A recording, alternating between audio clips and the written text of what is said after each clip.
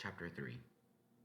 Ellen lugged her bucket up the steps and followed her grandfather into the shop.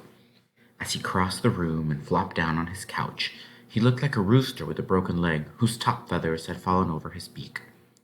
"This will make you more comfortable," Mother said, tucking a pillow under his head and spreading a wool blanket over him. "Best be kept off that foot for a while," said one of the carpenters. "I'll make a crutch for him and bring it around in a day or two." At that suggestion, Grandfather groaned. No crutch. I won't use a crutch. I'll get well before you can make it." He pushed his wig off his head and ran his fingers through his short reddish hair. "Today of all days," he said. Mother thanked the carpenters for bringing him home and shut the door firmly after them. Then she walked to the door that blocked off the stairway to the bedrooms above and made sure it was shut too. "Now don't excite yourself, Father," she whispered. "I know you'll think of something." "But they leave at 11," cried Grandfather. "Shh, just stay calm." Ellen wondered what was going on as she got an earthen pot from the cupboard. Grandfather seemed so worried, and there was a strange loaf of bread with a snuff box baked inside. She poured half the water from the bucket into the pot and brought it to her grandfather's couch. She watched him pull off his shoe and white stocking and wince as his foot hit the cold water. She picked up his wig that had fallen to the floor. Sitting down on the couch, she stroked his sandy red hair. It was hard to see Grandfather lying there all disheveled, with his leg hanging over the side of the couch and his foot in a pot of water. He looked like Ezra. Ezra was always getting into some kind of trouble when he fell from a tree or got caught in a beaver trap, but never Grandfather. He was the one who took care of everyone else. He'd put leeches on a bruise or cut a vein and let the blood flow out into a basin to cure an ailment. Everyone came to him with their troubles. Ellen hated to see him look worried. The freckles stood out on his anxious face as clearly as spots of rust. "Would you like some hot porridge, Grandfather?" she asked. "No, thank you, Ellen," said Grandfather without opening his eyes. "What time is it?" Ellen looked up at the little square clock. "It's only 8 o'clock. Would you like some tea?" she asked eagerly. "I could take a few of the officers' tea leaves from the tea caddy." "No," Grandfather said again as he pulled his foot from the water and held it up to look at it. With a groan, he let it fall back on the couch. There was no doubt about it. The ankle was even bigger than when he first came home. If it were someone else's ankle, Grandfather would put leeches to take out that swelling, Ellen thought. Now she knew what she had to do. She'd put the leeches on his ankle for him.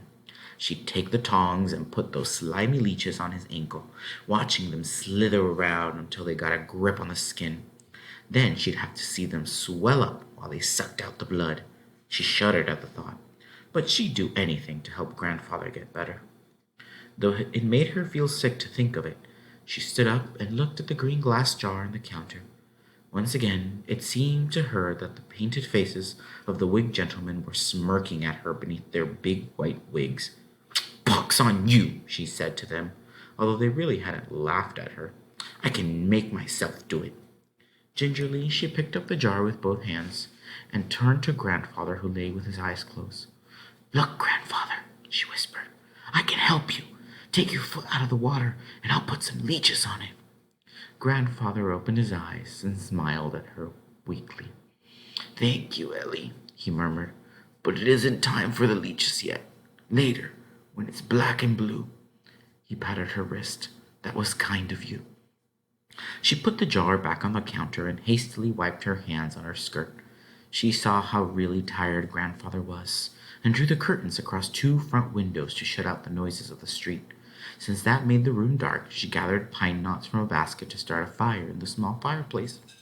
Perhaps Grandfather would feel more cheerful when he could look at that bright fire across the room. As she sat down in the chair by the fire to eat the porridge her mother brought her, Ellen could see that Grandfather had dozed off with his arms across his face. He lay so still and quiet that the ticking of the clock sounded very loud in the room. In the street, she could hear the creaking of an old ox cart and the quick jingling bells of a sleigh. But inside, there was only silence. Suddenly, Grandfather cleared his throat and called out crossly, "Where's that boy Ezra? Didn't he come back to New York with you?" With her spoon halfway to her mouth, Ellen turned and stared at him. Had he forgotten about Ezra? He must be out of his head. Ezra didn't come back with us, Ellen reminded him. He marched away with General Washington's army last fall. Don't you remember? Grandfather clapped his hands to his head. My brains are addled. Must be from the fall on the ice. When at last Mother pulled the brown loaves from the oven, the whole house was filled with the smell of fresh baked bread. She brought the round loaf to show Grandfather what a fine, strong crust it had. To Ellen's surprise, Grandfather groaned again when he saw it. Put it there on the shelf, he said. But what's to be done now? Ellen heard him whisper. The message must get there tomorrow. Couldn't your friend, the cobbler, take it for you? Mother asked in a low voice. He went last week, and they're suspicious of him. Ellen could see her mother's nervous hands playing with the scissors and the razors on a little table between the two chairs. Perhaps, maybe I could take it for you, Father, she said softly. I could dress up as a man. You'd fool no one but an idiot, Abby. You'd never get home again. Grandfather's fingers played up and down the row of brass buttons on his vest. A barber is welcome anywhere. That's how I went through their lines before, with my shaving kit and my jar of leeches. So Grandfather must be some kind of spy, Ellen thought with alarm. There must be a message in that loaf of bread, and he must have planned to take it through the enemy lines today. He had said something about leaving at 11. As she sat there, Ellen had the feeling that her grandfather was staring at her. She could almost feel his eyes go through her. Ellen could take it for me, he said with decision. Ellen could not believe she had heard her grandfather correctly. He couldn't mean that he'd sent her through enemy lines as a spy. Mother sank down on one of the barber chairs by the counter and stared at him in startled surprise. A little girl? To do a man's work? She's 10, isn't she? Almost 11. She's old enough. But, Father, Mother cried. She was almost stuttering in her hurry to object to Grandfather's idea. It's too cold to go sailing across the bay. In December, a little girl would freeze with only a shawl to wear. She clapped her hands to her brown hair and ruffled it with nervous fingers. How could you think of a thing like that? Now don't get so upset, Abby, Grandfather whispered. She could wear Ezra's old clothes to keep warm. No one would notice a small boy with a loaf of bread. Quickly, Ellen looked from one to the other. Her mother wouldn't let him go ahead with a scheme so wild. Mother's blue eyes flashed. But Ellen doesn't even look like a boy. Shh, said Grandfather, pointing to the ceiling. We could cut her hair like a boy's. He seemed rather pleased with the idea of the disguise. Just like that?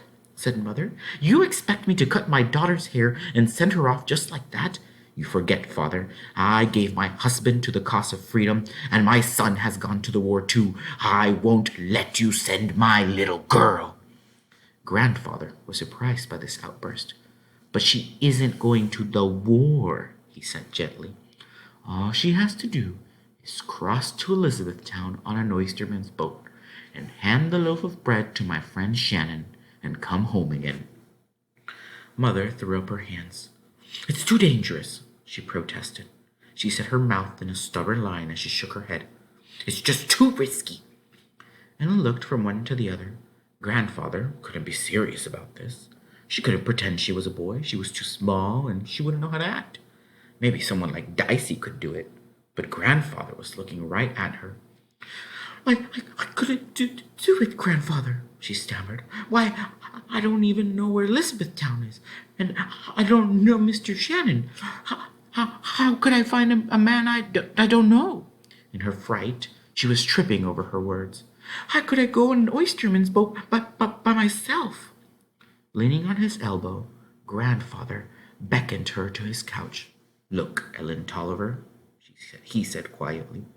I wouldn't send you off to do something that was dangerous. I love you too much for that.